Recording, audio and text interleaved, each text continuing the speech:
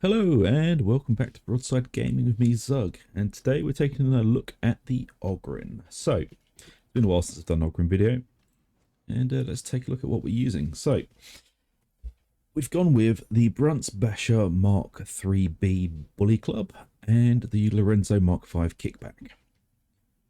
These are very fun weapons to mess around with. I've been having quite a lot of fun with the Bully Club.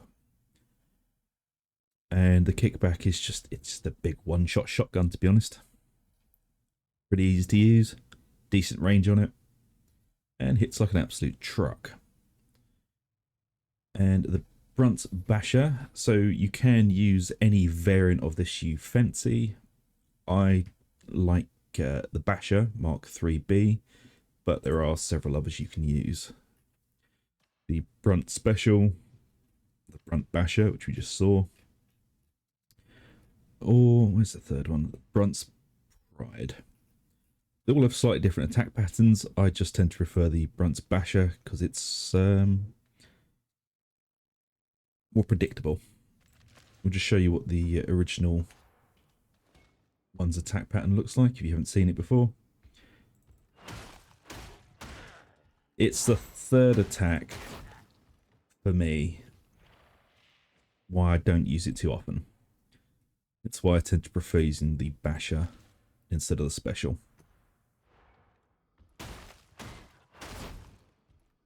Slightly more predictable. And also the special attack is hilarious and it sounds like you're slapping someone's bum. Or playing your pockets. Anyway, enough of this silliness.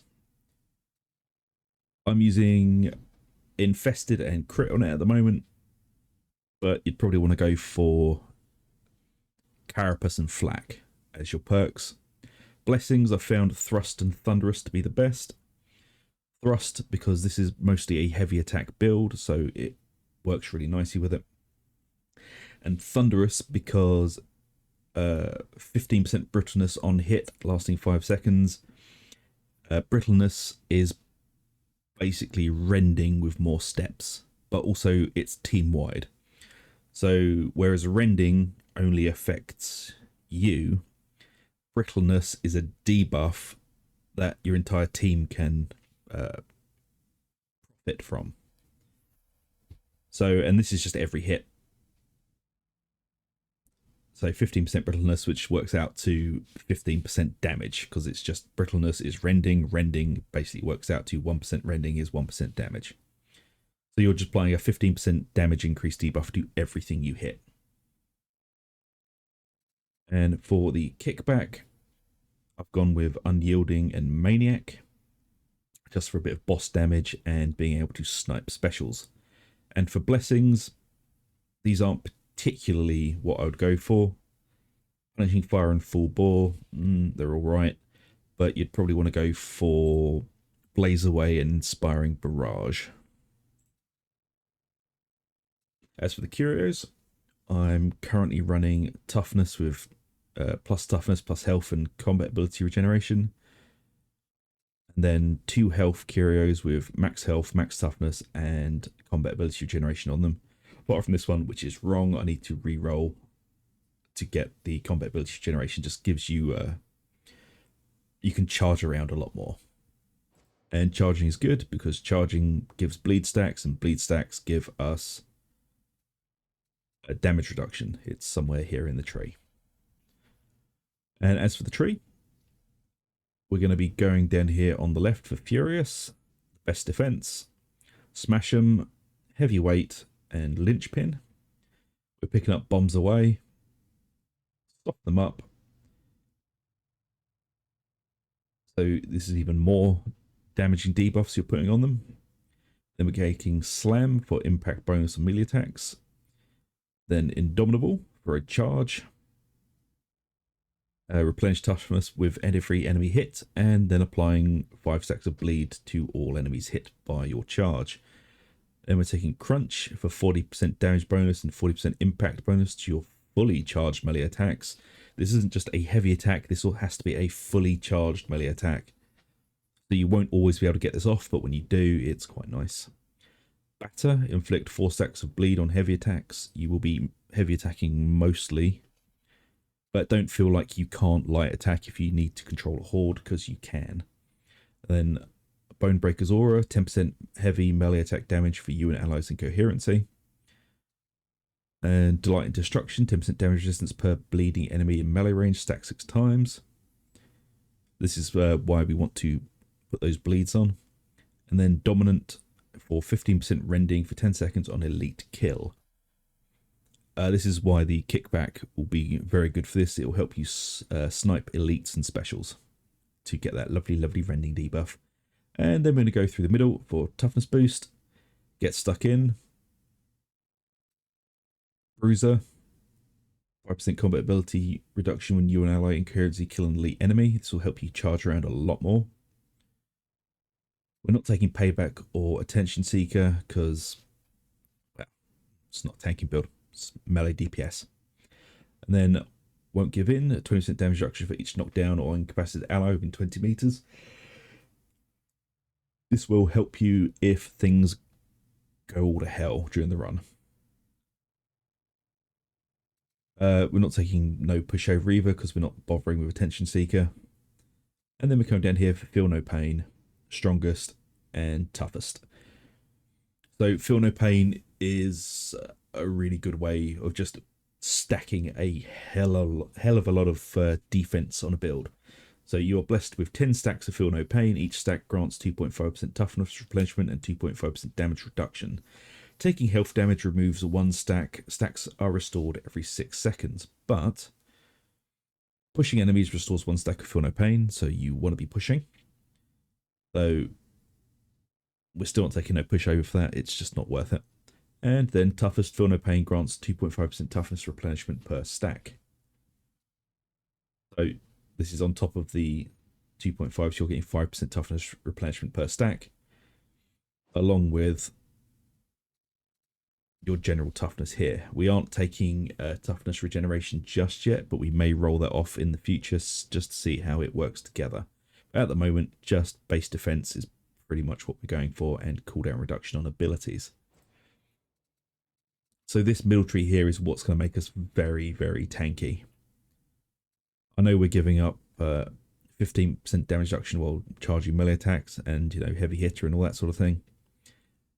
But this is giving us a lot of survivability. As we get a lot of our damage early on in the tree, it's not too bad losing it down here. And with this build, you generally just be an Ogryn, you know, run around, get in the way, charge up melee attacks, and smack things about. If you are using thrust, you will feel those heavy attacks really knocking through things. And remember, if you fully charge it, you'll see a little fist down at the bottom telling you that it's fully charged, and you'll be doing 40% extra damage, along with the... How much does this thrust give us? I can never remember what it is on the tiers.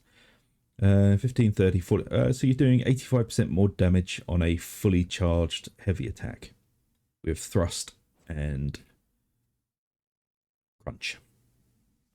So that's quite a lot of damage. But you do have to fully charge it for crunch to become active. And obviously we've got the kickback for just making things go bye-bye in front of us. It's a fun weapon. And I don't even have the right blessings on this thing, and it just chews through everything. Again, ignore the blessings that are on this one. They're wrong. You want Blaze Away and Inspiring Barrage. Inspiring Barrage will help keep you alive a bit more. Blaze Away will help with the damage. Full bore, after some testing, isn't great. It's very difficult to get every pellet to hit the same enemy unless you're shooting something like an Ogryn or a boss. Otherwise, this won't proc very well. And Punishing Fire seems to be bugged. It doesn't seem to want to proc even when you're doing what it's saying, you know, on your range check for 3 seconds after cleaving through several enemies with your weapon special attack.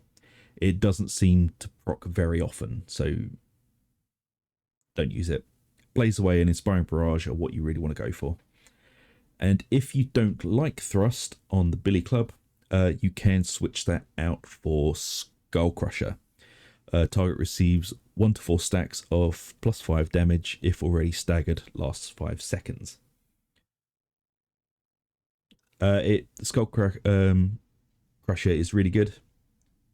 It's very easy to apply. I just find thrust works a bit better with this build because you're going to be winding up those heavy attacks anyway, so you might as well get some more damage out of it. But if you don't like the kickback, there are several other options you can go for. So you can use the Rumbler, and I highly suggest using Adhesive Charge and Glory Hunter on this, because Adhesive Charge used to be terrible and everyone mocked people using it, but it now sticks to Ogryns and monstrosities and it's just hilarious. You're basically firing the Veteran's Crack Grenade. And Glory Hunter just helps with just keeping you alive, really.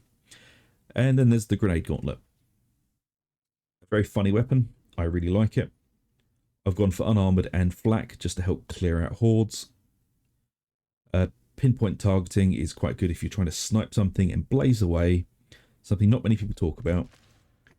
So blaze away on the Grenade Gauntlet doesn't actually work when you're firing. As you can see down in my buff bar, blaze away is not active. But it is active when you use the Gauntlet as a melee weapon, and you actually get the damage increase when you're using it as a melee weapon, which is very, very odd. 8% power for every shot fired during continuous fire. It shouldn't work, but it does. You're getting an incredible amount of melee damage buffed up when you're using the Grenade Gauntlet.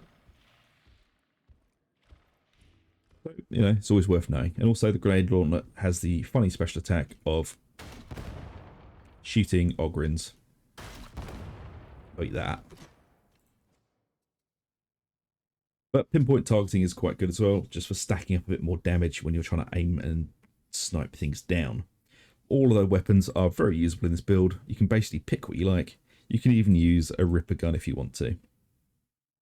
If you do go for the Ripper gun option, I highly suggest building it like this, with increased crit, damage to maniacs, can opener, and fire frenzy. Can opener is going to tear crushers to pieces, but you've just got to make sure you melee attack them first, and it basically turns their armor off. So make sure you stab them and then shoot. So it's pretty easy with the range weapons in this. You basically pick what you like. They all work. So, you know, just whatever you want, really. And melee weapons as well. You can it's not a weapon specific build. You can use pretty much whatever you want. For example, if you like the latrine shovel, which I do, it's one of my favorite weapons on the Ogryn.